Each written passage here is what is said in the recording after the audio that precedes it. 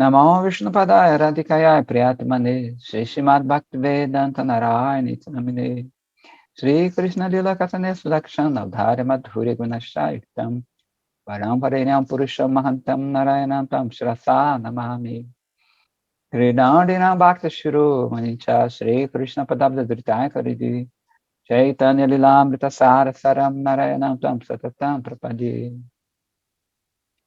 Tavavasmi Nadivami Tvavina Iti Vinayaraditam Namam Charanantikam. Então, Mahagrantha Sri Jaiva Dharma Ki Jai Sapta Goswami Shila Bhaktivinoda Thakur Ki Jai Shila Bhaktivinoda Saraswati Goswami Prabhu Ki Jai Shri Radhe. Então, hoje é um dia muito especial, né? Todo dia é especial. O calendário Vaishnava é muito vasto. Então, hoje é o desaparecimento, ou seja, para quem não é acostumado com essa terminologia da gente, né, do Vaishnava, a gente fala desaparecimento, é quando ele, entre aspas, morre, né? Na verdade ele não morre, mas ele desaparece, né? A palavra em sânscrito é tirobhava. Quando bhava, esse sentimento, ele não é mais visível para as pessoas em geral, né? Na verdade, é dito que é aí que você mostra quem você ama, né? Quando a pessoa some, quando é da sua vista, é que você vai saber se você ama ela ou não, né? Então, a Bhaktisiddhanta Saraswati Thakura, né, ele nasceu em 1874, que é o filho do autor do Javadharma, né? Então é super especial ele. E ele era extremamente austero, inteligentíssimo. Tem uma passagem bonita que ele está lendo Prasthana, se eu não me engano, um livro de orações, né? Ele está no colégio, ele é 10 anos ou menos, e o professor estava dando aula e ele lendo ali o Prasthana. Meninos e meninas, não imitem isso, né? Estudem. Então ele lendo ali, e o professor dele chama a atenção dele, fala: Vimala Prasada, o nome dele. Vimala Prasada, você não está prestando atenção, está lendo aqui durante a aula. Aí ele sei que lá. Mas ele fala: eu estou prestando atenção, pode me fazer qualquer pergunta. Aí o professor faz a pergunta, ele responde. Sobre o tema da aula, ele responde.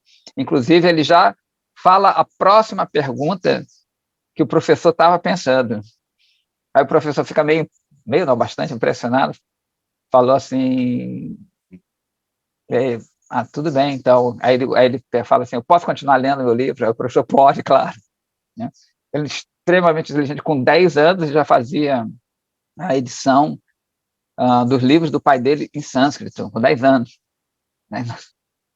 Ele já sabia matemática, história, todas essas coisas assim, com tenra idade. Ele é muito, até, digamos, materialmente falando, né? Na verdade ele não tem nada material, mas até esses temas do mundo ele já sabia, astrologia, era impressionante. Tanto que o Bhaktisiddhanta Saraswati, esse título Saraswati foi dado, se eu não me engano, no colégio dele, né? E todo mundo ficava impressionado com ele. Assim, ela é muito, já sabia a Gita toda de cor, é impressionante, né? É um fenômeno, né? Não é uma pessoa comum, claro. E ele nasce em 1874, e ele que na verdade, ele institucionaliza, digamos assim, o Vaishnavismo, a nossa linhagem. O Vaishnavismo não, o Gaudiya Vaishnavismo, né? O Vaishnavismo é bem amplo, é mais antigo.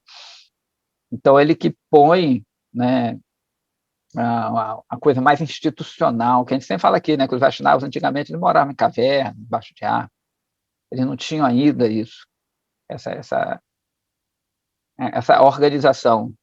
E como ele tem uma visão de que a coisa vai crescer mesmo, né, o pai dele, que é o autor do Javadharma, inclusive ele já tinha tido literalmente uma visão, né?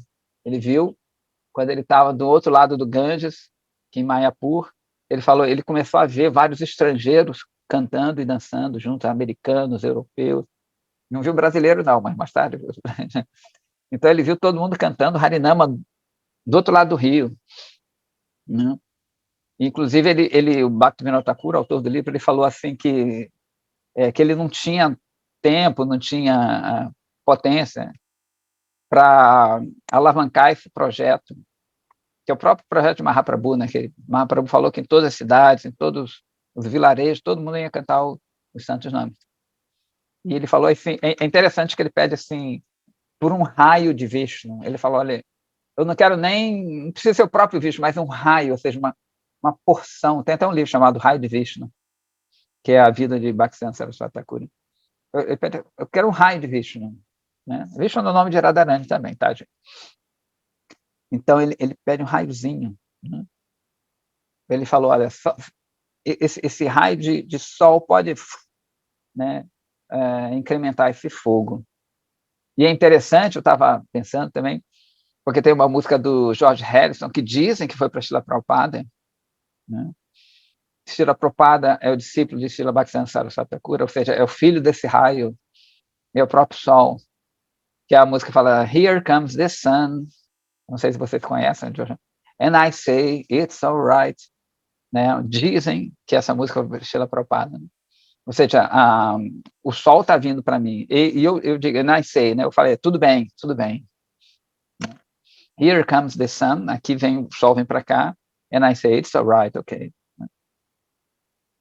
Então, é interessante, esse raio que ele alavanca, né, o Gaudiya Vaishnavismo, que se expande, começa a se expandir pelo mundo todo. Ele, inclusive, ele manda pessoas para a Europa, né? Os Gaudiya Vaishnavas já tinham vindo, antes de Srila Prabhupada, já tinham vindo para a Europa, ali, Alemanha e Inglaterra, e alguns países do Oriente ali, a Indonésia, por ali. Tanto que a influência é grande ainda do próprio Vedas, né? Só que eles não tiveram muito sucesso. Né? Eles foram lá, inclusive falaram, olha, é difícil passar essa mensagem lá para o povo, lá é complicado, o povo é jogo duro. Mas teve inclusive era um barão alemão, foi o primeiro discípulo, teoricamente, o primeiro Gaudiya Vaishnava estrangeiro, pelo menos desse Kalpa, desse dia de Brahma, dessa existência de Manu, na verdade.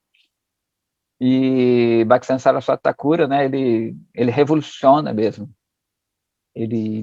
Como a gente vai ver até hoje, se der tempo, eu falo muitas vezes, que ele vai além das regras, né, védicas. Ele era um sannyasi, um renunciante. Então, a gente estava falando, inclusive, a gente parou nessa parte aqui da renúncia, porque quando a gente está lendo, a gente daqui a pouco vai tomar o Javadharma de novo, retomar, e ele fala sobre os grihastas, né, sobre os casados, não só casados, né, aquele que casado leva uma vida realmente imaginável. E Bhaktisiddhanta Saraswati Thakur é completamente renunciado, né? Tem uma passagem bem interessante, que ele, quando era bem jovem, se não me engano, 5 a 4 anos, 4 a 5 anos, tem duas versões que eu já ouvi. Né? Uma que ele come uma manga, só que essa manga não tinha sido oferecida a Krishna, ou seja, não era praçada. E o pai dele depois fala assim, né? Poxa, essa manga não foi oferecida. E ele, a partir desse momento, ele nunca mais come manga. Ele faz uma promessa para ele, né, que nunca mais vai comer manga. Outros dizem que ele só olhou e desejou a manga. Outro dia eu ouvi um Vaishnava falando isso, que ele olha, desejou a manga, pede para o pai, e aí o pai fala, não, essa manga não foi oferecida a Krishna ainda. Então, só aquilo ali, né, fez com que ele fale, poxa, eu desejei uma coisa que não foi oferecida ainda a Krishna. Né? Óbvio que ele não precisa fazer isso, é para dar um exemplo para a gente. Então, ele era uma pessoa extremamente forte espiritualmente, né? Era um raio de Vishnu mesmo, de Radharani. Inclusive, a forma espiritual dele é de Nayana Manjari. Né? Nayana só o olhar, então o olhar de Radharani, o olhar misericordioso de Radharani. Apesar dele ser, às vezes, bem forte, né? Bem rígido, especialmente com as filosofias que imperavam na época na Índia, que eram contrárias aos Vedas, né, ao Gaudiya Vaishnavismo. Inclusive, já assim, mais ou menos no leito de morte, ele fala que eu não tive tempo de falar Bhakti mesmo, né? Bhakti pura, esse amor divino, o Nato Jwala Rasa. Eu tive que cortar muitas florestas do impersonalismo, né? Do Advaitavada, do materialismo e assim por diante. Que ele dizia, ele fazia um paralelo, né, de uma floresta, você não dá para plantar numa floresta, você tem que cortar primeiro, né? Tem que abrir terreno para plantar. Então ele dizia que essas filosofias elas impediam que a trepadeira de Bhakti, né, crescesse. Então, e nem a gente fala, né? A gente fala, não é assim, não é assado, mas a gente só falando que não é, não é, não é. E não falando da doçura. A doçura de Bhakti é o mais importante de tudo. Mas, às vezes, para limpar esse terreno, a gente fala, não tem que comer carne, não tem que fazer isso, né? Mas isso aí não é bom, né? Tem que fazer, mas não é doce. Né? A filosofia X não é legal, esse pensamento não é legal, né? E aí a gente perde tempo e não fala da doçura de Krishna, né? Que isso, na verdade, que é o mais importante. Essas histórias de Krishna, esse relacionamento dele com seus bhaktas e assim por diante. Isso é o mais bonito, mais sublime, né? Mas, infelizmente, nem sempre dá para fazer isso. A pessoa nem vai entender. Né? Então, só para não fugir tanto, só uns minutinhos sobre a vida de Bhaktisiddhanta Saraswati Thakura, a belíssima vida dele, que é muito especial, recomendo que leiam a vida dele. Então, vamos aqui no Jaiva Dharma. Eu estava lendo, desculpa, o pé de página enorme de Srila Gurudeva sobre a afirmação de Anantadasa, né, que está tendo uma conversa de Anantadasa Babaji Maharaj com Yadava, né? E eles dizem que a posição de Grihasta, ou seja, de casado, Vaishnava, é muito segura, é a mais segura nessa época em Kali Yuga. Aí Gurudeva dá um pé de página aqui, que é um pé de lótus enorme, para esclarecer essa afirmação, né? E a gente parou quase na metade desse pé de página, a gente vai continuar aqui. Então ele continua assim, geralmente, um homem que está preso pela condição material e que segue o caminho da atividade fruitiva, né? Também é um termo muito comum entre a gente, atividade fruitiva, ação fruitiva, né? Ou seja, uma ação que você visa a você mesmo usufruir daquilo ali, né? Indulge, né? Ela se indulge no intercurso sexual a fim de satisfazer suas propensões sensuais. As crianças, que ele estava falando sobre os filhos, né? As crianças que nascem somente como um subproduto desse desejo não são muito legais, né? Essa é a razão porque as pessoas dos dias de hoje geralmente têm uma natureza também sensual, né? É muito comum dizer assim, Atmavat Jayate Putraha, o filho puxa o pai, né? Sendo mais popular aqui. Então é dito que justamente um filho ele tem que ser gerado, tem até uma cerimônia, tem várias cerimônias védicas, que ele tem o estado mental que você se encontra, ele influencia na hora de você gerar um filho. Então, por isso que tem muito doido, né?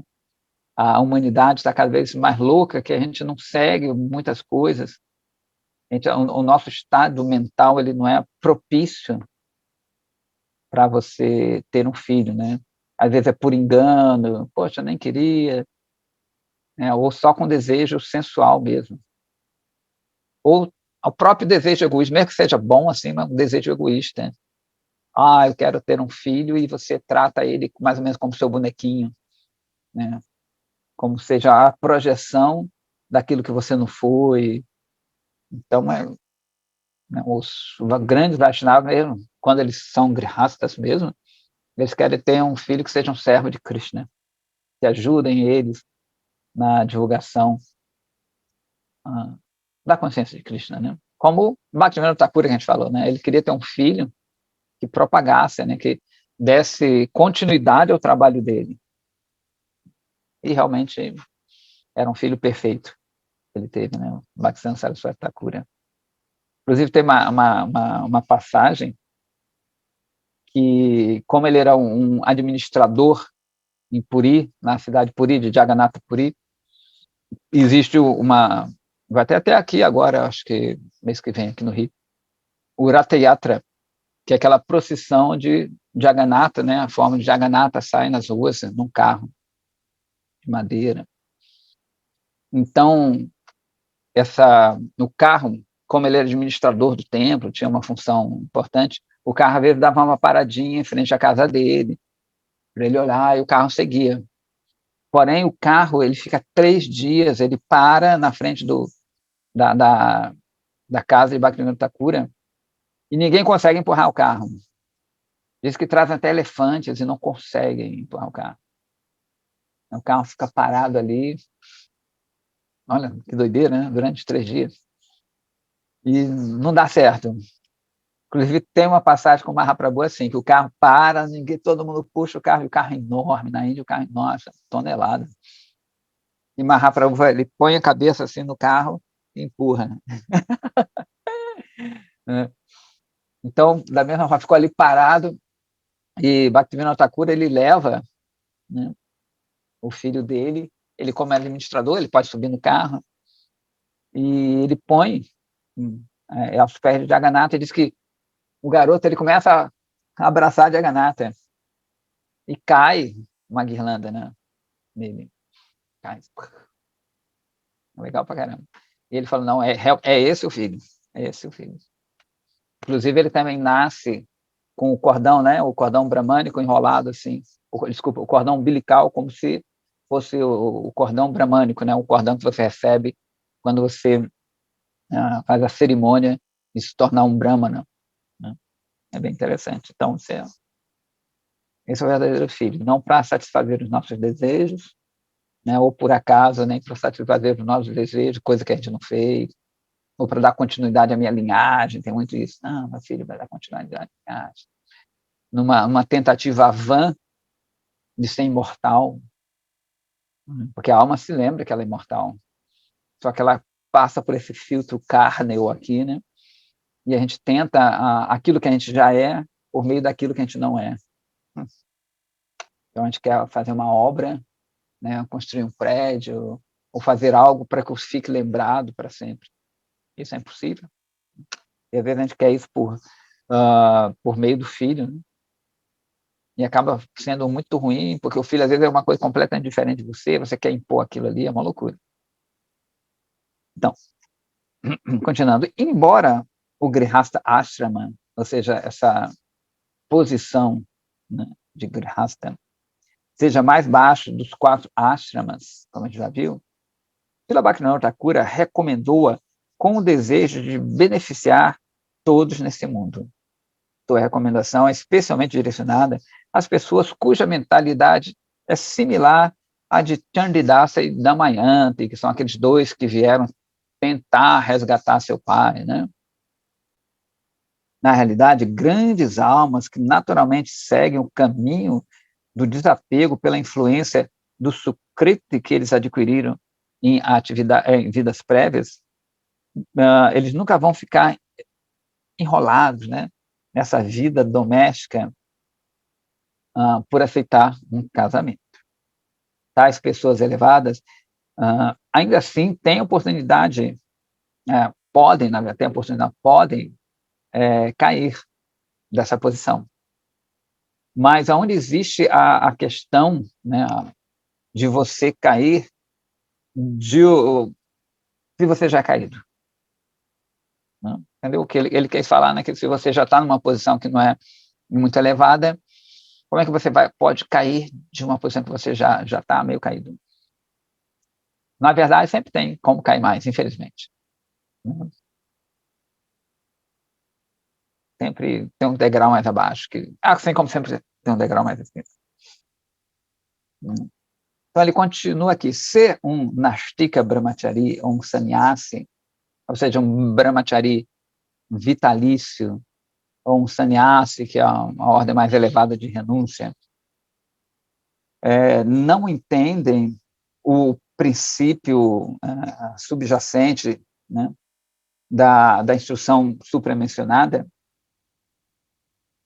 e, com base nessas palavras, abandonam a sua posição de brahmachari ou sannyasi, né, e indo contrário aos shastras, casos em que uma das suas discípulas, ou suas irmãs espirituais, ou com qualquer outra mulher, ou homem também, se for uma renunciada, né, ou aconselham a um brahmachari ou sannyasi para fazer isso, então tal pessoa ela é considerada um ateísta, né? E não é muito conducente a Bhakti isso aí, né? Um segundo ponto é que é altamente desgraçado, disgraceful, para as pessoas desqualificadas adotar a veste de brahmacharis e tyags eu também renunciante, ou sannyasis, imitando o seu comportamento e considerar-se iguais a pessoas que estão qualificadas a esse ashrama, né? Ou seja, você adotar a aparência externa, né? Aparência já meio externa, de um renunciado e não sê-lo, né? Por várias razões isso pode acontecer. Tais pessoas são como Srigala Vasudeva, o chacal que personificou Sri Krishna e cuja narração é descrita no Bhagavatam, Harivancha, Chaitanya Bhagavata e outros shastras. Esse rapaz, na verdade, ele não é um chacal, ele é chamado Srigala, quer dizer chacal, né? Ele é chamado assim porque o chacal ele come, em geral, carcaça de outros bichos, ele é considerado assim, meio traiçoeiro, né, nessa história. Então, esse rapaz, isso está no Bhagavatam, no 10º canto, ele imitava Krishna. Inclusive, uns dizem que ele tinha assim, né, Vishnu tem 4 braços, ele diz que ele tinha os braços postiços, tinha um chakra meio fajuto, de metal. E ele manda uma carta para Krishna, em Dwaraka, falando assim, é melhor você abandonar a sua posição, eu sou o verdadeiro Vasudeva, então você é um imitador. E se você abandonar, você reconhecer que eu sou realmente Vasudeva, eu te perdoo, não tem problema não. Ele diz que quando Krishna recebe essa carta, ele começa a rir. Ele, cara, é uma comédia, né? E só que esse Srigala Vasudeva, ele vai até Dwaraka e confronta Krishna. E Krishna acaba matando, entre aspas, ele. É bem interessante isso aí. Ou seja, desde a época de Krishna já tem gente querendo imitá-lo, né? Então na Índia você vai ver, eu já vi uns caras que eles se pintam como Krishna, usa pena de pavão, fica tocando flauta. E não é ator, tem os atores, tudo bem, né?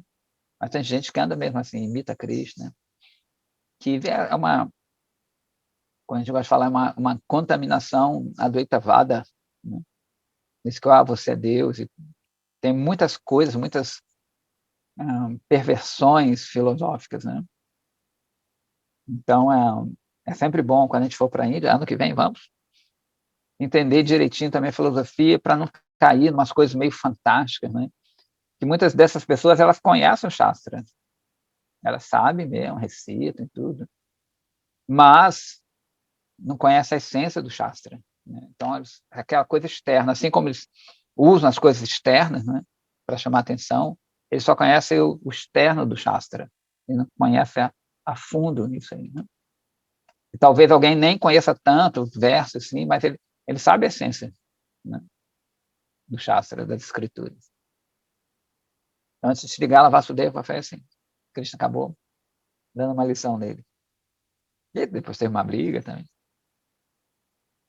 Então, ele cita, né, fala assim, a proposta dos Shastras é guiar todos os seres vivos no caminho do desapego.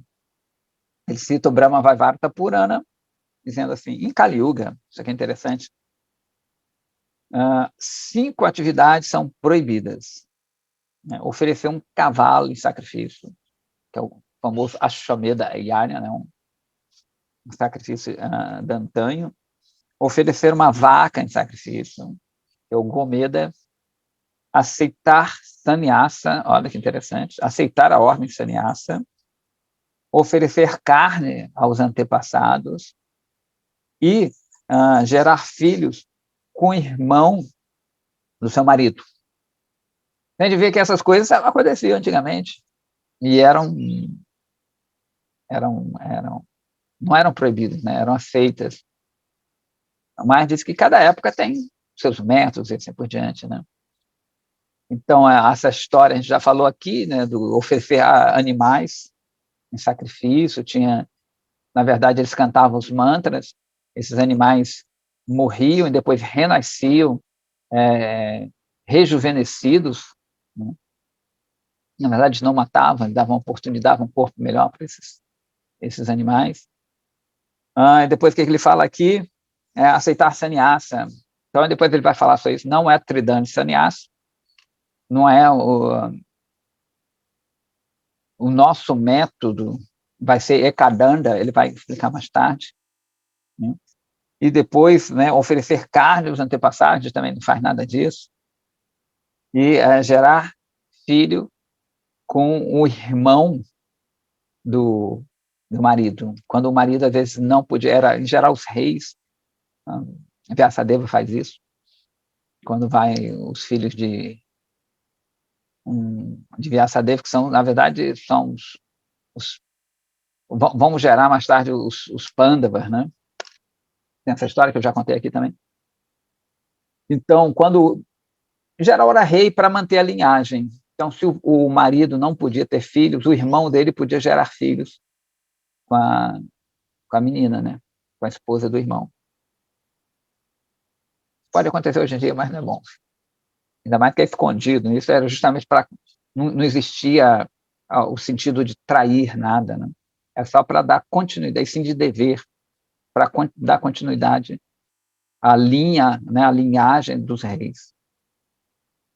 Aí ele continua, lembrando que isso aqui é ainda o pé de página, que é enorme, né? Algumas pessoas tentam estabelecer, com base nesse verso, que a aceitação de sannyasa é proibida nessa época, Kali Yuga. Contudo, esse verso tem uma intenção oculta. O propósito desse shloka, desse verso, não é proibir sannyasa. Na verdade, muitas grandes personalidades que apareceram em Kali Yuga eram sannyasas, né? Se isso fosse realmente geral, a gente vai ver que Ramanujacharya, Madhvacharya, né, que são grandes seguidores de sampradayas autênticos, eles fizeram isso. Vishnu Swami, vários, né? Eles aceitaram isso aí. A sucessão pura de sannyasa está continuando mesmo hoje. A injunção contra aceitar esse Kali Yuga, na verdade, significa que é inapropriado aceitar Ekadanda Sannyasi, que envolve uma linha que não é autorizada, né, que é propagada por Acharya Shankara. Beleza? E é expressa nas máximas tais como Soham, Aham Brahmasmi, esse tipo de sannyasa que foi proibido aqui. Né? Então, vamos lá. Né? Todo mundo, os sannyasis, são aqueles renunciados que a gente já falou, né? Em geral, eles usam aquela cor açafrão e usam um bastão. Né?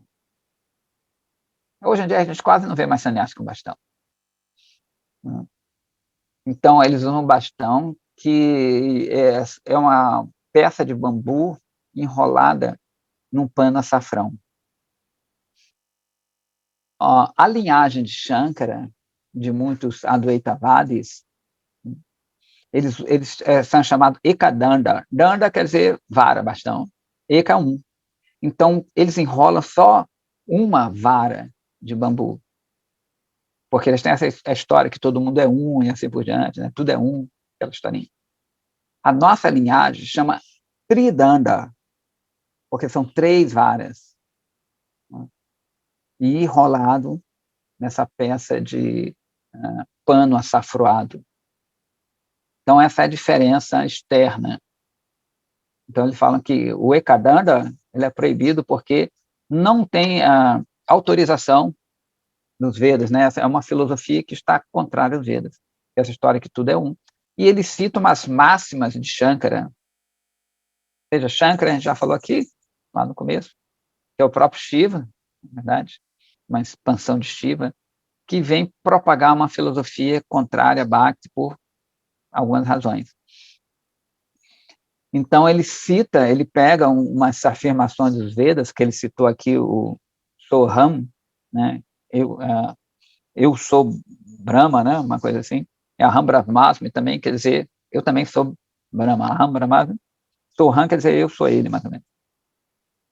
Então, ele tira certas afirmações dos Vedas e começa a trabalhar em cima daquilo ali, né? Tem outras também que ele faz, né?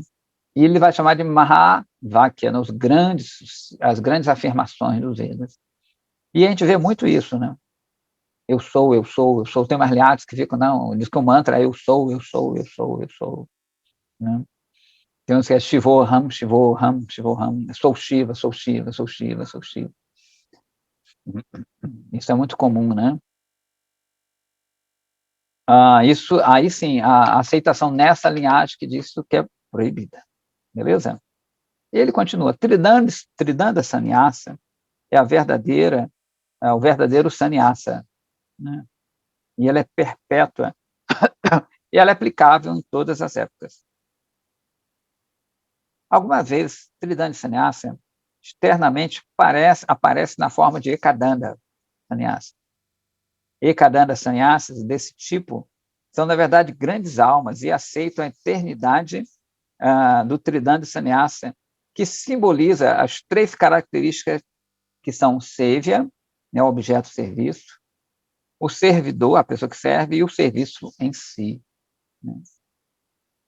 Tais pessoas consideram o Ekadanda Sannyasa propagado por Shankara como completamente desautorizado e não apoiado pelo Shastra.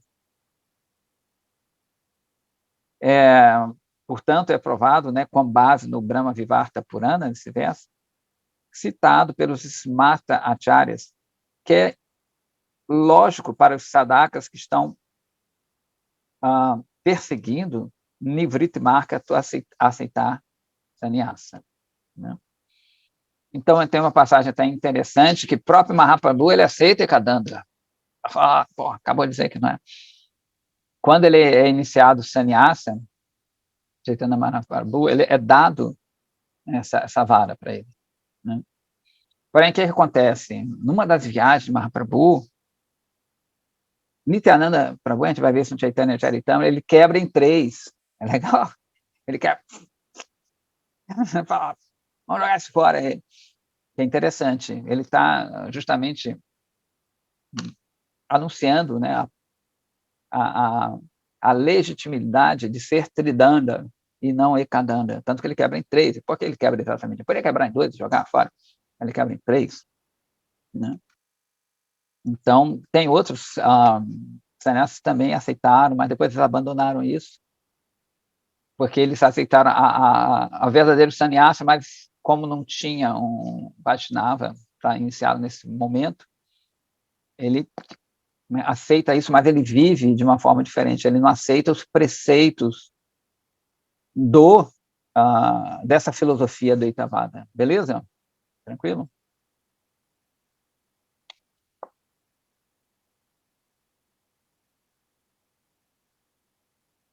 Ok. Então, ele fala que, na verdade, é esse tipo de sannyasa, esse tipo de mentalidade que não deve ser aceita. Tudo bem? Tudo bem? Aqui acaba o pé de página, o longuíssimo pé de página. Aí vamos voltar ao texto em si, né?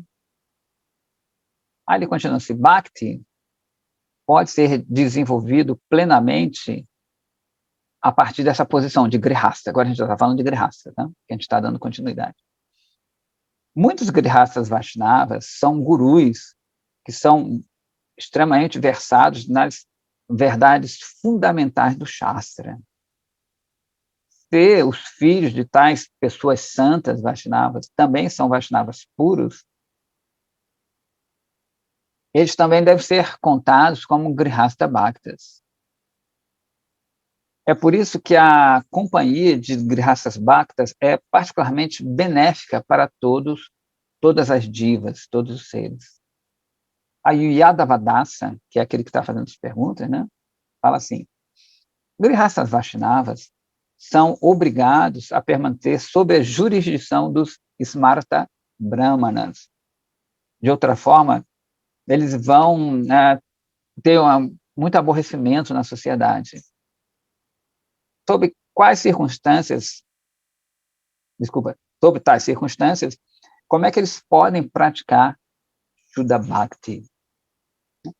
Lembrando que isso eles estão na Índia, né, 1800 lá vai fumaça, então é um pouquinho diferente daqui, né, claro.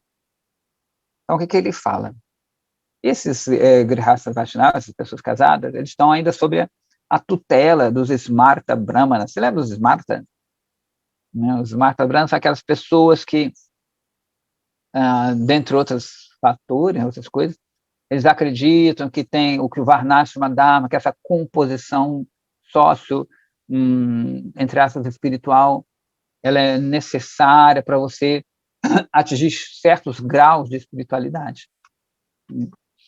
Então, eles acham essa história que só o Brahma não pode fazer isso, né? Eles têm uma rigidez na casta, coisa que Bhakti não vai ter essa rigidez. Né? Bhakti é fofinha, então ela não tem essa história. O que mais importante é o quanto de devoção você tem em Bhakti. A medida de Bhakti vai ser essa. Então, ele fala assim, né, tudo bem, esses grihastas ainda vão estar sobre a tutela, sobre a égide dessas pessoas. Né? E se eles não fizerem essa coisa de certa forma, eles vai criar um certo mal-estar na sociedade. Então, como é que eles podem praticar Bhakti assim? Né? Então, ele fala assim, os Grihastas Vaishnavas são certamente obrigados a levar a cabo certas convenções sociais, tais como casar, lembrando, de novo, que a gente está na Índia, mais antigo, casar seus filhos, né? Porque na Índia, os casados eles têm que casar filhos. Bom, tem que botar todo mundo para casar. Começa a chegar a certa idade, fala, está na hora, filho. Tem que... Né? Hoje em dia a gente não tem isso, né? Além disso, né, fazer certas cerimônias para os antepassados e outras atividades. A gente falou, se eu não me engano, foi até na última leitura, que os Vaishnavas também não precisam fazer várias cerimônias, porque você está cantando os mantras, já tem um guru realmente autêntico, isso não é necessário. Isso já é levado a cabo pelo próprio mantra, né? Então, contudo, eles não devem se ocupar em atividades ritualísticas apenas para satisfazer suas ambições materiais. Ou seja, enfim, trocando em miúdos, apesar de você ter que fazer certas coisas que a sociedade exige, você não deve fazer aquilo com o espírito de usufruir daquilo ali, de ser para você. Como a gente deu o exemplo outro dia, de você assim, tem uma cerimônia, né, que se chama Shraddha, que é para os antepassados. Não é necessário para os Vaishnavas fazer. mas isso acontece muito no templo, até citei, eu acho, um casal. Enfim, até essa cerimônia para beneficiar o seu antepassado e os pais, mães, assim por diante. Cerimônia, na verdade, você oferece um alimento para Vishnu e depois, por meio de mantra, você envia esse alimento para esse antepassado, para ele se beneficiar disso aí. Né? Mas não é para salvar dele de um lugar, é para que a bhakti dele possa surgir, caso ele não tenha, se tiver, porque aumente. Então a gente chama as pessoas, porque as pessoas gostam dessa coisa, né? Para irem no templo, então elas se beneficiam daquilo ali. Né? Então o espírito, né, é diferente, a cerimônia pode ser a mesma, mas o espírito é diferente. Então cada vez a gente vê mais em bhakti que o mais importante é o que está dentro, não o que está fora. Né? Ela tem que saber o que está dentro, o que está fora. Quando tem a ver com a nossa manutenção, todos, mesmo os nirapekshas, que são os renunciados, né, o desprovido de todas as necessidades, dependem de coisas e pessoas. Né? Então, mesmo as pessoas renunciadas depende de roupa, de comida, de algumas coisas, né? Às vezes condução. Todos os seres vivos têm necessidades. Eles dependem de remédios, comida, nem roupa, como a gente falou, né? Às vezes numa casinha, de uma proteção para chuva, para o calor, sol. Nirapeksha, que quer dizer desprovido de necessidades, realmente, na verdade, significa reduzir as suas necessidades o tanto quanto possível, porque porque ninguém está absolutamente independente enquanto ele ainda tem um corpo material.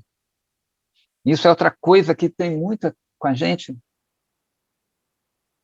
que às vezes o pensamento das pessoas acha que um renunciado é aquele que não tem coisas, né? Mas quando o cara não tem coisas, se veste em trapos, você rejeita ele. Então, às vezes, esse guru é muito rico, o guru tem isso, tem aquilo ali. Ele fica querendo se dar bem em cima dos discípulos. Aí, se o guru não tem nada, ninguém vai, porque ninguém gosta de pobreza. A mente está sempre bolando uma coisa estranha. Inclusive, uma época, teve uma história que, às vezes, Prabhupada tinha um relógio de ouro. Às vezes, ele andava no Rolls Royce. Não Mercedes, na realidade, não, Mercedes. O pessoal, às vezes, reclamava, né? O pessoal que via assim de fora reclamava. Fala, não, vocês estão trabalhando para o seu guru. Prabhupada, ele respondeu que uma vez, primeiro dá uma resposta dele, depois um acontecimento. Que ele falou, eles não me dão outras coisas, então eu aceito aquilo ali. Eles não podem me dar o que eu quero ainda.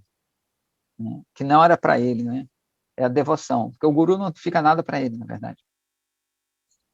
Só o canguru, né? Então o guru, ele pega aquilo e dá para Krishna. E tem uma história de um pickpocket, ele era em Mumbai, era um garoto que ele era órfão, e ele vivia nas ruas, fazia uns trabalhos aqui e acolá, ele fazia uns furtos, ele furtava uma coisa. E uma vez, quando ele vivia na rua, ele viu um Back to Godhead, que era uma revista que o Srila Prabhupada fazia, né? E quando ele viu, tinha uma foto de Srila Prabhupada assim, com um relógio de ouro. E o garoto falou, olha só vou roubar esse relógio de ouro. É interessante essa história. E ele vai no templo. Só que ele chega lá e fala assim, olha, o pessoal falou, o Prabhupada não está aqui não, ele está viajando, mas daqui a uns dias ele vai vir para cá. E o garoto falou, poxa, mas ele fingiu que estava interessado e ele viu que tinha comida também. Ele ia para trabalhar, mas tinha comida, tinha roupa lá, iam dar para ele. Ele falou, legal, bacana.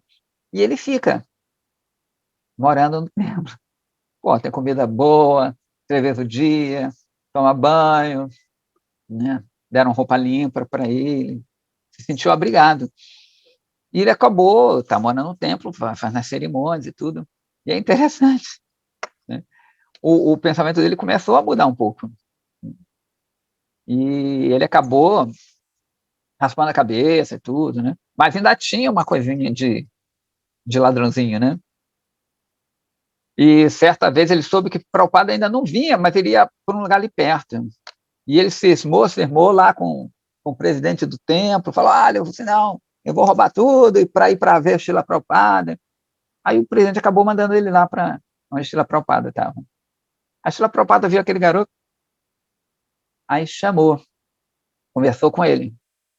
Aí perguntou, contou da história dele, ele falou que era ladrão, foi ladrão, né?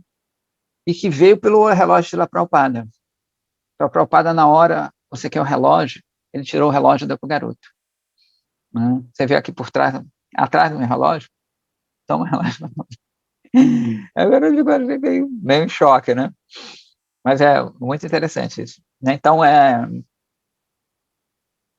ser renunciado não é não ter coisas, né? É o espírito de saber que tudo é de Krishna e que tudo é temporário. Né?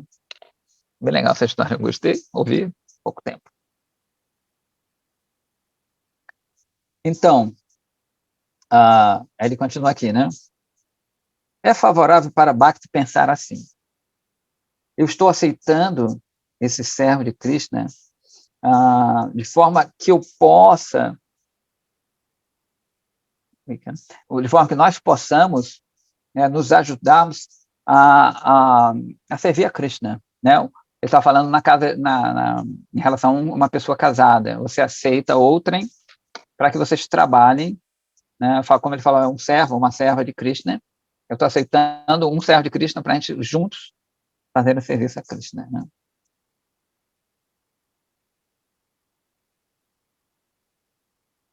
Ele fala assim, na ocasião da cerimônia Shraddha, que é aquela de morte, uma pessoa deve primeiro oferecer aos antepassados os restos de comida. Quando a gente fala resto, parece são os remanescentes, né? Ou seja, é aquilo que você oferece para Krishna, depois oferece para outra. Então, não é resto que é a porcaria que sobrou, né? Então, aquilo que foi oferecido a Krishna e alimentar os Brahmanas e os Vaishnavas. Se os Grihasthas Vaishnavas observam essa cerimônia dessa forma, isso é favorável para a sua Bhakti. Né? Ou seja, qualquer coisa que você possa usar para Bhakti é válido, dentro de, óbvio, de certos limites, né? Não vai viajar, fazer qualquer loucura. Né? Todos os rituais smartas, que são desse tipo de Brahmana, né? São karma, tem a ver com a ação e reação. A menos de até que isso seja combinado com Bhakti. Então, dá, né, como a gente tem que fazer certas coisas, como a gente falou, usar roupas e assim por diante, se for combinado com Bhakti, tudo bem.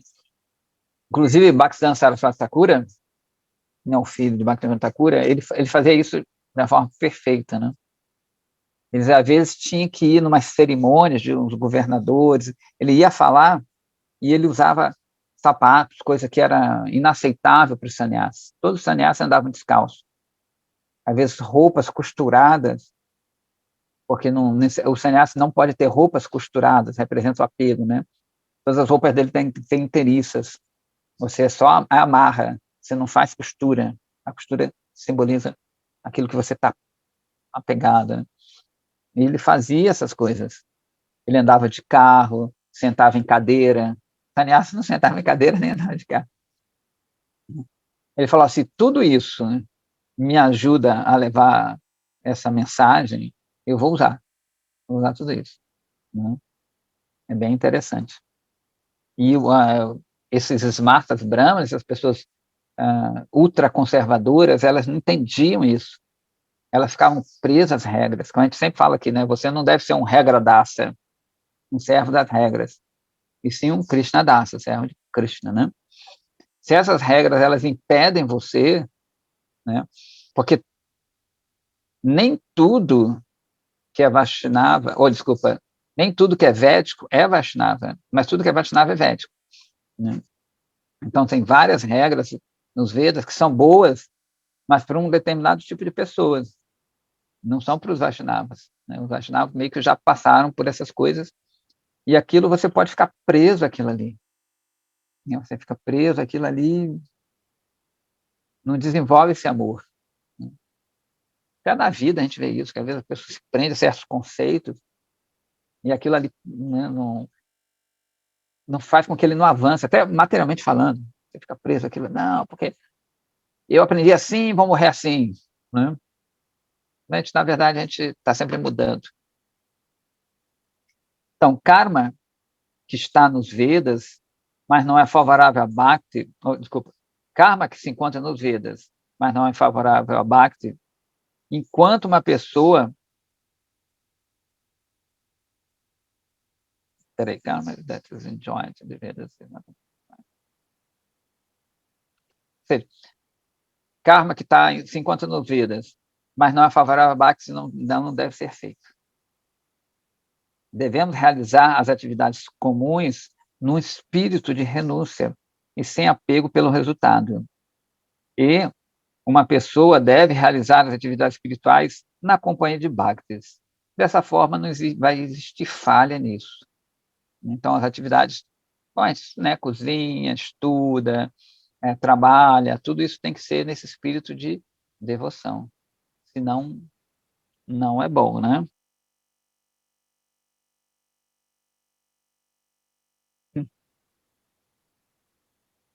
Considere por um momento, ele continua, que a maioria dos companheiros de Chaitanya Mahaprabhu eram grihastas.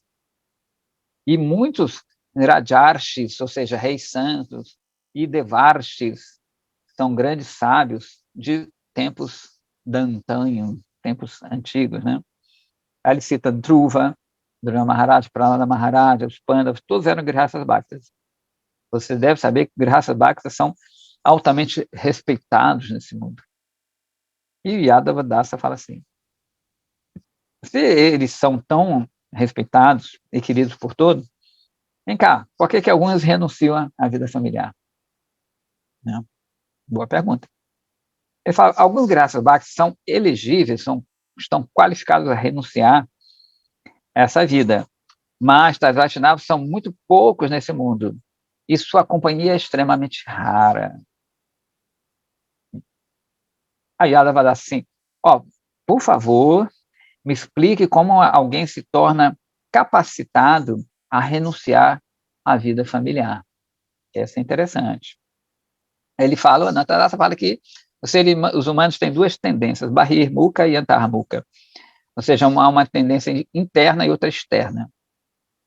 Os Vedas referem-se a essas duas tendências como sendo focadas, né, para o mundo externo, ou seja, o mundo material, e para a alma, para dentro. Né? Bahir, para fora, e Antar, para dentro. Bahir, Mukha, Antar, Mukha. Quando a alma pura, espiritual, esquece sua verdadeira identidade, ela, de forma falsa, se identifica com a mente. Né? Ela pensa que a mente é o eu. Que a gente vê, não tem essa... A mente, não sei o que lá, eu sou a mente. Controle da mente, que é uma camada mais sutil. Em geral, a nossa concepção, ela esbarra na mente, não consegue ir mais adiante, e acha que é a mente, que é o pensamento, né? Que isso é espiritual. Eu vejo muito isso, as pessoas pensam muito isso. O que eu sinto é espiritual, o que eu sinto é profundo, o que eu sinto é verdadeiro. Né? Então, as pessoas pensam, embora a mente seja, na verdade, somente uma parte do corpo material sutil. Tendo se identificado com a mente dessa forma, a alma, Hare Krishna, da mesma forma que no ritual para serviço para liberar, aquele voto de Hare Krishna. Deixa ele lá. Tendo identificado com a mente dessa forma, a alma ela tem ajuda dos sentidos, né? Ela é porta dos sentidos e fica atraída aos objetos externos, aquilo que a gente já sabe, né? A gente não consegue fazer muito, mas a gente já sabe. Essa é a tendência externa. A tendência interna é exibida quando essa corrente de consciência reverte-se das coisas grosseiras materiais, né? E procura a alma. Ok. aquele cuja tendência é predominantemente externa deve conduzir todas essas tendências sem ofensa, né, para Krishna, tendo como Krishna o centro, por meio da força do sadhu sangha. Ou seja, que dessa tendência mais externa, usar isso tudo para Krishna, né? Não de uma forma caprichosa, né? Porque muita gente acha, né, começa, não, eu estou usando para Krishna, estou fazendo isso para Krishna, mas quando ele fala assim, tem que ter com a assistência das pessoas santas para elas determinarem se realmente aquilo não é mais um capricho da mente, né? Ou ah, realmente está de acordo com Shastras. Por isso que a gente não pode fazer a coisa, eu acho, meu serviço é esse, mas na verdade está fazendo para si, né? A gente tem que ser muito cauteloso, porque a mente ela é muito inteligente. Então, tomando vantagem da própria Bhakti, a mente ela pode enganar a gente. E a gente está achando que está fazendo, não é nem por mal, é pelo... A mente é muito forte, ela já domina a gente durante muitas vidas. Então, ela já conhece você, a mente já conhece essas mazelas, então ela usa de subterfúgio, né, de truques para enganar a gente. Então, é quase como o Arjuna fala, né? Parece que são duas pessoas. Então, a mente parece que é outra pessoa às vezes. E ela consegue, né, através desses meios, né? Eu sou muito isso, eu faço muito aquilo, ou estou fazendo isso para Krishna, estou fazendo isso para o meu guru. Inclusive, tem um artigo, eu nunca mais encontrei esse... Estava lá na biblioteca do templo, que vários livros sumiram, mas tinha uns livros antigos, bonitos. Se não me engano, um artigo de Bhakti Prananda, que é o Goswami Maharaj, o guru do meu guru. E ele fala que, às vezes, você exalta o seu guru para se exaltar. É muito legal. Ele começa a falar mais sutileza, né? Meu guru é o melhor, meu guru é Mahabhagavata. Mas, na verdade, o que você fala? Olha, eu sou discípulo dessa pessoa. Eu sou discípulo do melhor. Então, ele fala, tem que tomar muito cuidado, né? Porque aparentemente você está glorificando o seu mestre, mas você está se glorificando. Então, tem muitas sutilezas, a gente tem que ficar bem atento, né? Então, externamente, a pessoa pode ser um grande, ele é um devoto muito dedicado, sempre fala do guru dele, e nisso ele está ganhando os elogios, entendeu? A mente é muito louca, tem que ficar bem atento, e na companhia dos sábios, né? Para eles eles vão identificar isso. As pessoas realmente santas, elevadas, elas identificam essa sutileza, né? Então, eu canto muita volta de Japamara, acordo tanto da manhã, não? Enfim. Ok. Quando a direção dessa tendência é completamente interna, a elegibilidade de renunciar à vida familiar, ela nasce, né?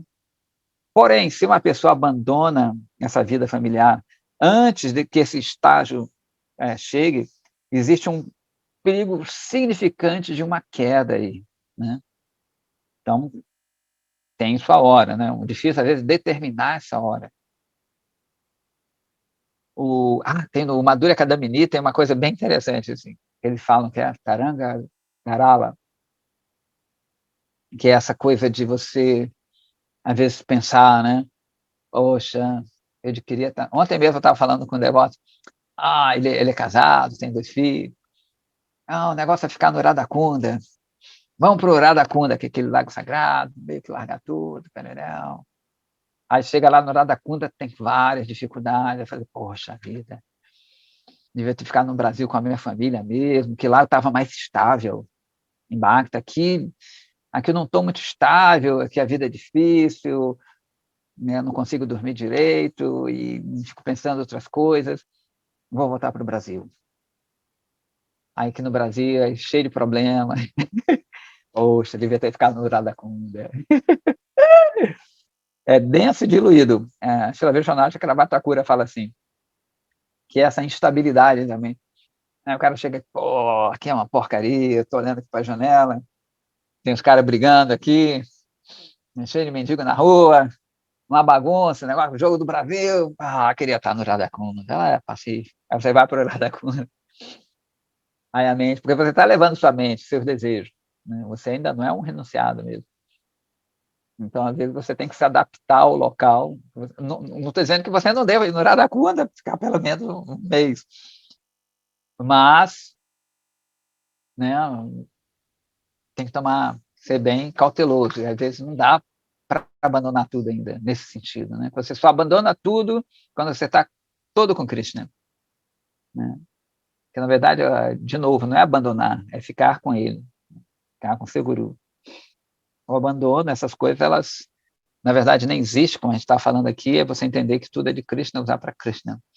A gente deu o exemplo aqui de Srila Prabhupada e outros, né? Então, Madhurya Kadamini é bonito, ele fala desses estágios, que é bem interessante. Então, ok, significante. O Grihastha Ashram é uma escola, olha que interessante, é uma escola especial, onde as divas aprendem sobre a verdade espiritual e têm a chance de desenvolver experiências espirituais. Então, eles podem, na verdade, abandonar a escola quando a sua educação é completa. Bacana isso, né? Eu acho bacana isso. Ou seja, é a escolinha, né? A gente aprende, vai aprendendo as coisas, pereréu. Quando acabou essa escola, né, não quer dizer que você fique para sempre nisso. Acabou ali o treinamento daquela escola, já aprendeu, está na hora, let's go, né? Bem interessante isso aqui, achei bacana. Aí ele continua assim, quais são os sintomas de um bhakta que é elegível a abandonar? Isso é interessante, né? A vida familiar. Anantadatta fala assim, ele deve estar livre do desejo de ficar na companhia do sexo oposto, tanto com um desfrute grosseiro quanto sutil, né? E às vezes até eu me lembro que era um rapaz que ele estava com a roupa de brahmachari e tudo. Aí eu falei, gente, esse rapaz aí, como é que ele é brahmachari? Ficava lendo a mão das meninas. Falei, pô, esse cara não vai aguentar, não vai ficar. Dito e feito, né? Ou seja, ele não tinha um comportamento adequado para o que ele, ou não sei se ele queria, ou sei lá, enfim, adequado à vestimenta ali dele, né? E realmente depois ele fica com a menina, não tem problema, mas não é interessante porque você passa uma imagem, às vezes, né, você tem aquela roupagem, tem aquela posição e está passando uma imagem para as pessoas leigas, inclusive, fala, poxa, espera aí, ser brahmachari, ser renunciado a isso, né? Ou então a menina, não, sou brahmachari, sei que lá, aí vai para o shopping, vai para o cinema, fala, pô, papo é isso, né? É a melhor coisa. Olha, só assim, por enquanto, também não é essa coisa, como eu falei, sou assim, vou morrer assim, né? Eu tenho uma meta a alcançar, ainda não estou preparado, como ele falou, a escola, eu não estou preparado ainda, então não vou querer tirar uma onda, às vezes é ignorância mesmo, né? A pessoa é ignorante do fato, não entende ainda, e às vezes é hipocrisia, né? Porque a pessoa quer o cargo, né? Ele quer aquilo, as benesses do cargo, mas não quer o ônus, né? Ele quer o bônus, mas não quer o ônus. A gente tem que ficar bem atento também a isso, a nossa prática, né? E ser sincero, mas tentar ser sincero. Então ele fala isso, né? Então a pessoa ela não deve ter nenhum desejo de ficar na companhia do sexo oposto. Isso não quer dizer que ele também não vai falar com ninguém. Eu acho que eu contei aqui também, tinha um brahmacharya muito antigo, né? Que ele não olhava para as meninas. Ele ia para as meninas e ficava olhando assim. Não, é que... Aí ficava desviando, olhar. Que eu falei, esse aí também não vai aguentar, não. Se ele não melhorar... não, ficar olhando. Não, é que a senhora deve fazer isso, aquilo ali. Né? Então, também não é assim. Você tem que ser educado, né? Isso mostra que sua mente está muito instável ainda, você não está preparado. Talvez até mais tarde, né, fique mais estável, mas não está no ponto ainda, né? Então, ele continua, né, essas características. Ele deve ter misericórdia assim ilimitada por todos os seres vivos, né? Inclusive o século oposto, né? Ele deve ser completamente indiferente ao desejo de acumular riqueza, né? O brahmachari, ele não deve ter, sabe, um renunciado de ter conta em banco, ter auxílio do INSS para o futuro, né? Ele não deve pensar assim, não, vou pagar o INSS todo mês aqui, porque eu estou falando do renunciante, tá? Não, poxa, quando tiver velho, ninguém vai tomar conta de mim, Cristo não vai tomar conta de mim, mas o INSS vai, né? Ou ter um apartamento alugado, né? Isso não é um pensamento realmente de um renunciante. Ou acumular um dinheirinho, fazer uma poupança, LCA, LCI. E ele deve se esforçar em tempo de necessidade para adquirir comida e roupa adequado para a sua manutenção, né? O meu Gurudeva, eu me lembro que os brahmacharis, eles tinham 2 peças de roupa, ele dava já 2 peças de roupa, falava, você tem que ter só 2 peças de roupa, né? Os tempos mudaram. E ele também deve ter amor incondicional por Sri Krishna, deve evitar a companhia de pessoas materialistas e deve estar livre do desejo de realizar grandes empreendimentos, né? E do apego e da aversão da morte, na morte na vida, né? Mas alguém pode perguntar assim também, tem grandes gurus que fizeram grandes empreendimentos, grandes templos envolvendo milhões de dólares. Que papo é esse, né? Aí a gente já está falando de Mahabhagavatas, pessoas que estão além de tudo isso. A gente está pensando em falar em umas pessoas comuns, né? Esses Mahabhagavatas, eles não estão nem aí para isso. Então, eles... Fiquei sem seu áudio. Eu acho que está todo mundo me ouvindo, né? E que estranho. Ouvindo bem. Radê, radê. Que Foi estranho. só eu que fiquei sem o áudio do Prabhu? Não, acho que está... Eu também ouvi bem. Eu estou ouvindo bem. Ouvindo bem. Então, tudo bem. Foi um probleminha. Enfim. Então, o que a gente está falando? Vem cá, isso aí é... Né, a gente vê que muitas pessoas... Srila Prabhupada, ele mexia com milhares, milhões de dólares.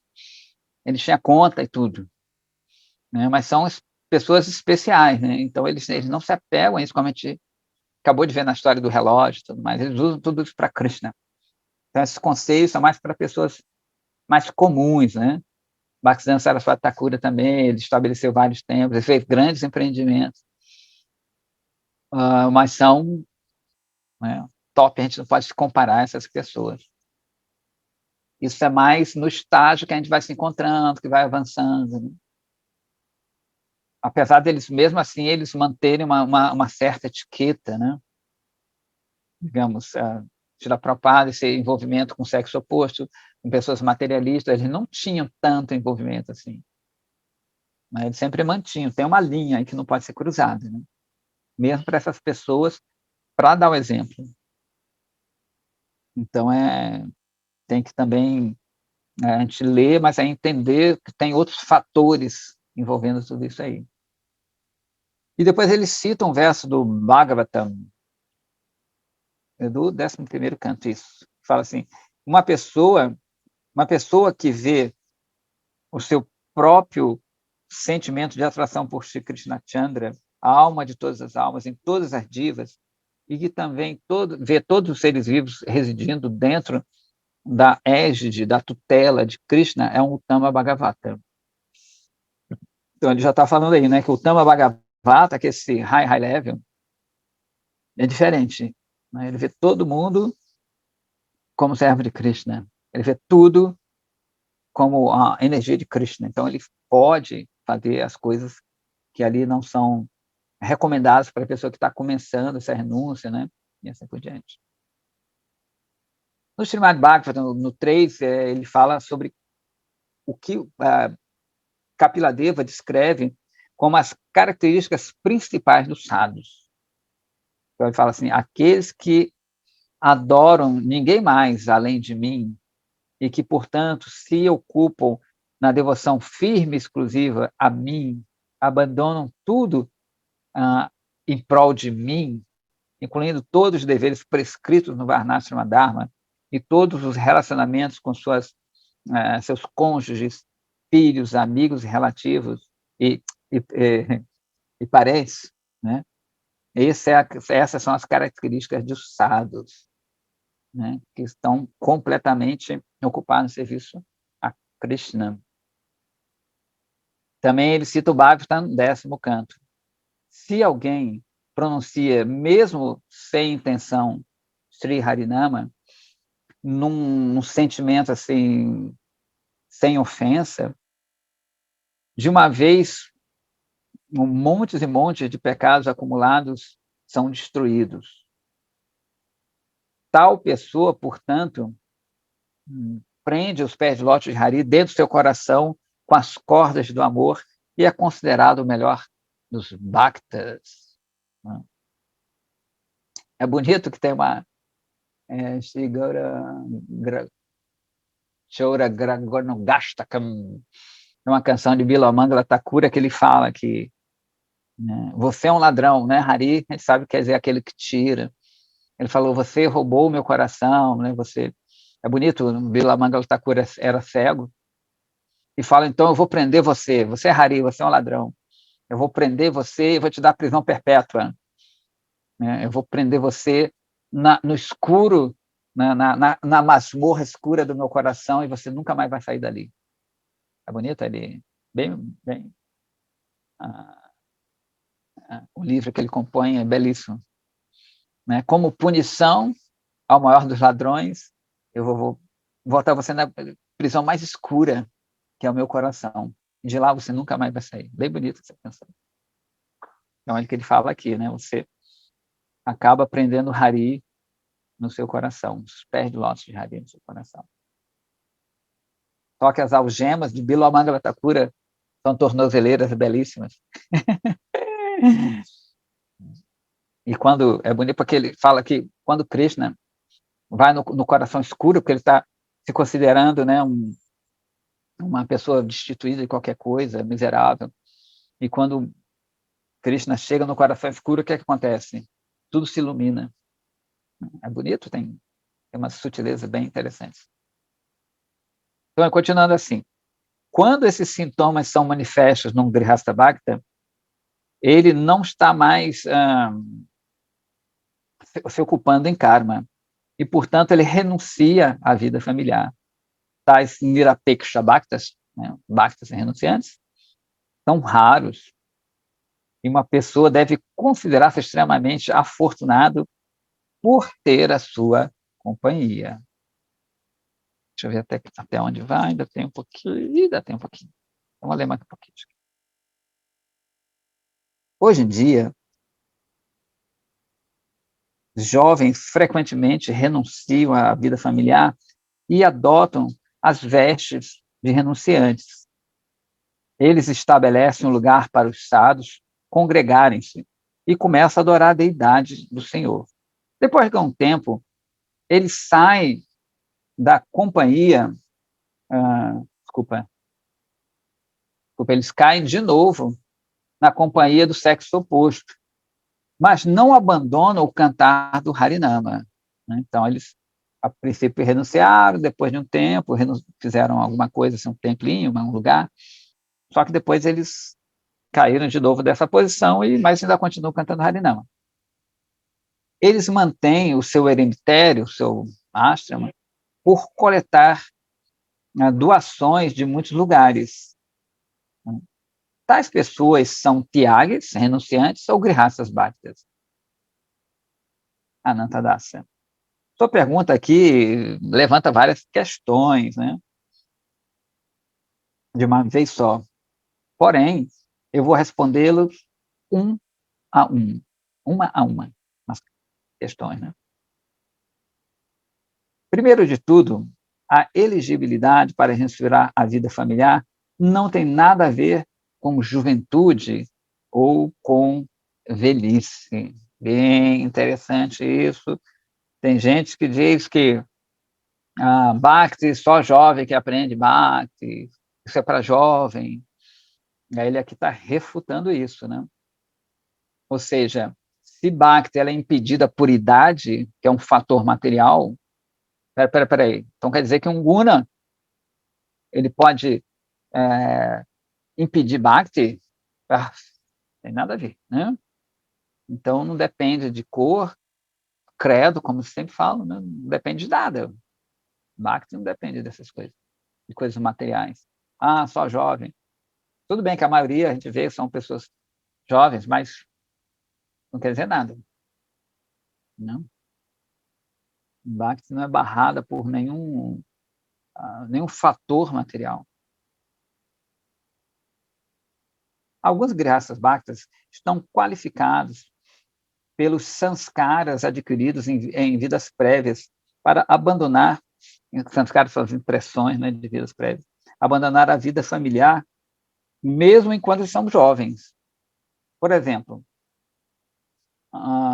os sanskaras anteriores de Shukadeva Goswami capacitaram-no a renunciar à vida familiar no momento do seu nascimento. Na verdade, ele nem entrou na vida familiar. Shukadeva Goswami ele sai com 16 anos do ventre da mãe dele. Ele nem entra na vida familiar. Ele, na verdade, também é um Nastika Brahmachari. E aqui ele está dando exemplo como se Shukadeva tivesse impressões de vidas passadas. Na verdade, ele não tem essas impressões como a nossa, já que ele é o papagaio de Radharani, é impossível. Só para dar o exemplo, né? Uma pessoa deve somente ver que esta elegibilidade não seja artificial. Se o verdadeiro desapego surge, então a juventude não é um impedimento. Qual é a verdadeira renúncia e qual é a falsa renúncia? Pergunta Yadavadasa. A verdadeira renúncia ela é tão firme que nunca pode ser destruída em nenhuma época. A falsa renúncia surge da desonestidade, de você estar decepcionado com algo e pelo desejo de ter um prestígio, como a gente falou, né? Então, o cara pode estar decepcionado, se a esposa de Srila Prabhupada quisesse acompanhar ele na missão, ela poderia? Indubitavelmente, inclusive, ele queria isso. Ela perguntou aqui. Ele insistiu várias vezes que ela trabalhasse em conjunto com ele. A gente vai ver na biografia dele, né? Ela falou, poxa, só que ela meio que não estava na história. E acabou que ele viu aquilo como arranjo de Cristo também, assistiu o sannyasi, assumiu o sannyasi e fez essa história, né? A gente pode ver nas histórias.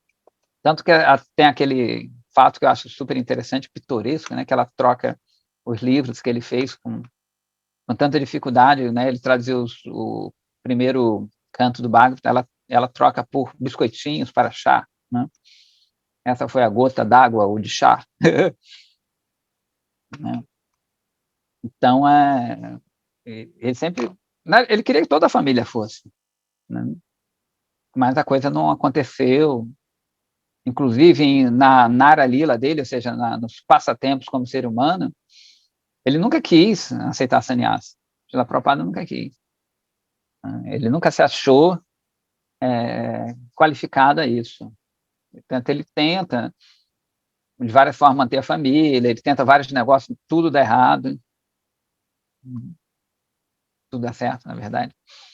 E depois é que ele vê com essa passagem aí, que foi a gota de chá, como a gente falou.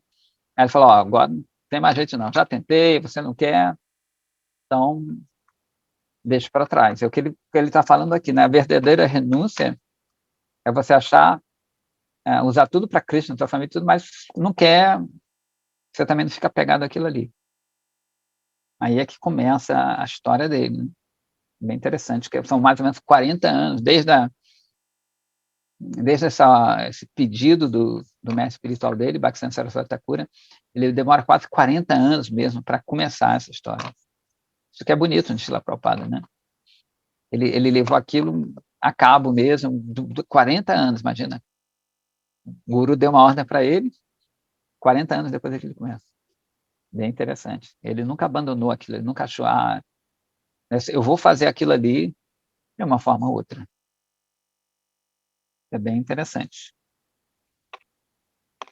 Então, essa história, né? Então, você pode ficar decepcionado, a gente vê muito isso. Vou me tornar um renunciante, porque eu me dei mal, não consigo me dar bem na vida. Então vou para Vrindavan, porque que não tem mais nada para mim. Tentei uma coisa, me frustrei, tentei um negócio bem mal, tentei relacionamento, nunca dá certo. Vou largar tudo isso aí. Né? Então, não é o ideal. Pode até acontecer, mas não é o ideal. Né? Você se decepcionou com o mundo, você está fugindo. Né? Não é o ideal. Depois tem a desonestidade. Né? Você pode ser menos por você não quer trabalhar mesmo, com o garoto ali, teoricamente, né? A vida boa. Né? E também para ter prestígio, né? A gente vê o sannyasi, todo mundo presta reverência, todo mundo faz tudo para o sannyasi, tem dentista de graça, não precisa comprar passagem, não precisa lidar com o negócio, investir na bolsa, não precisa lavar roupa, todo mundo faz tudo para você. Pô, ainda tem essa coisa, o cara sabe muito. Jai Gurudev, Jai Gurudev. Então, também não, na verdade, isso é pior, o pior de todos é isso. E aí ele consegue. Algumas pessoas fazem um show falso, né, de renúncia para ganhar respeito, que é oferecido aos Nirapeksha Bhaktas, que abandonaram toda a vida familiar. Porém, tal falso apego é fútil e completamente inauspicioso. Então, logo tal pessoa abandona a casa, os sintomas dessa sua elegibilidade pelo desapego desaparecem e a depravação ela começa a surgir. Né? Então, a gente tem que ficar muito atento a isso, tanto para a gente quanto para os outros, nesse sentido, né, de não seguir certas pessoas que não têm essa qualificação, mas especialmente para a gente.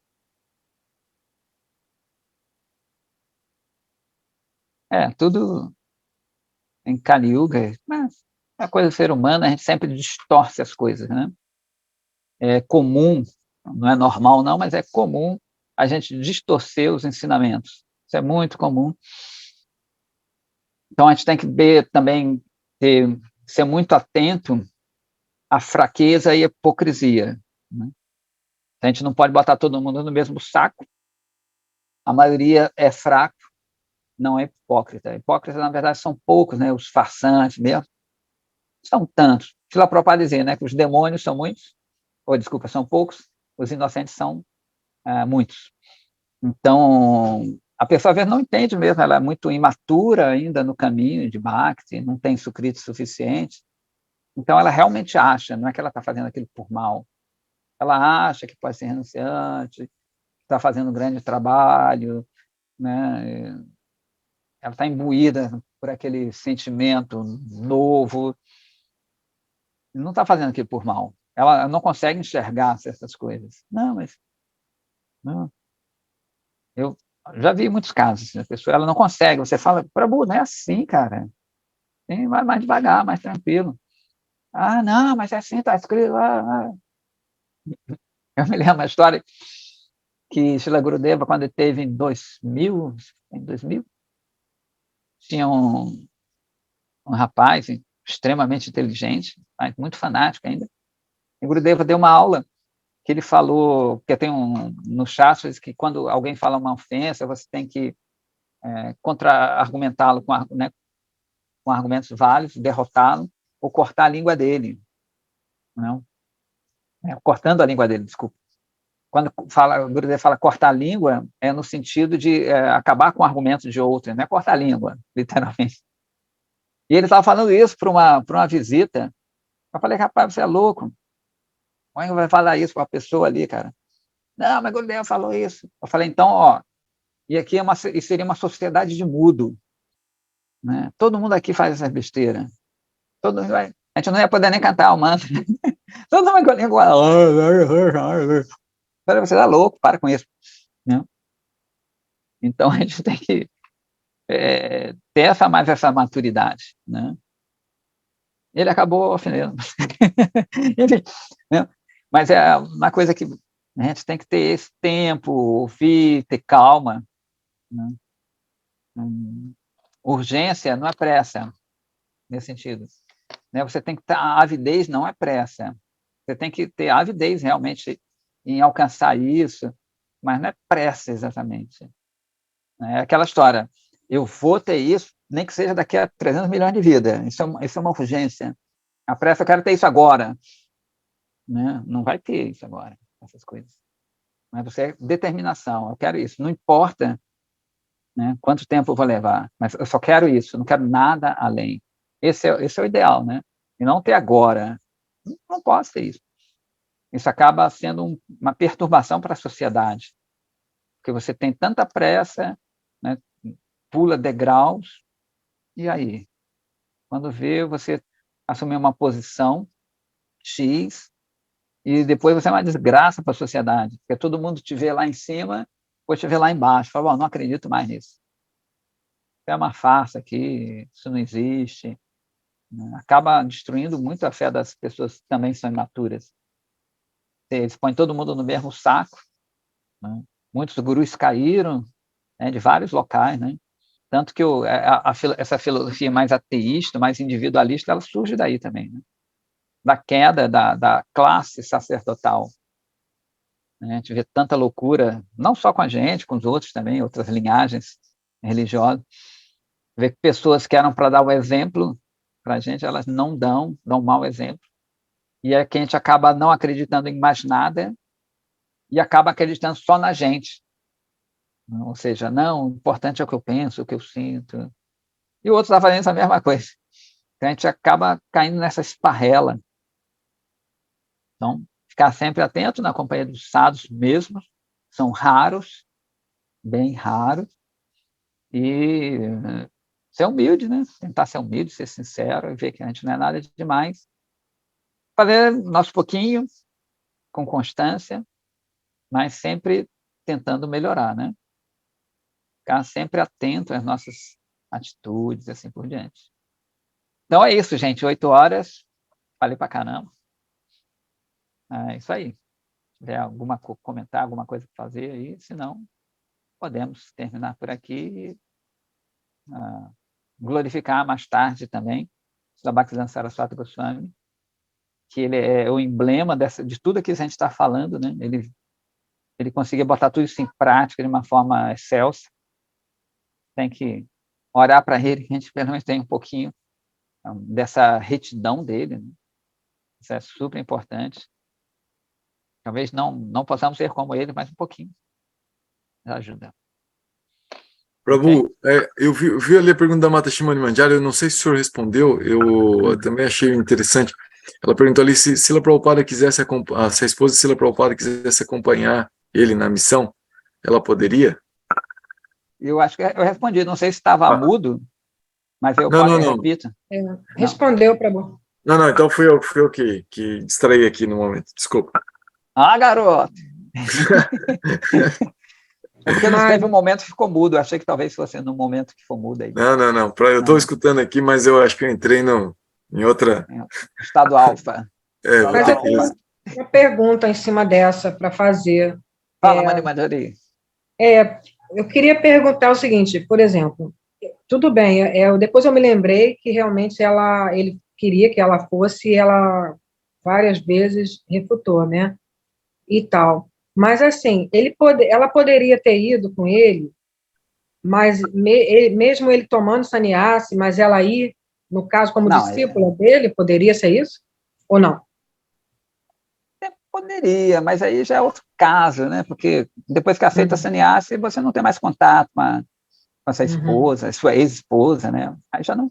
Mas ela poderia continuar a vida de bhakta dela, tranquilo. Como tem casos assim.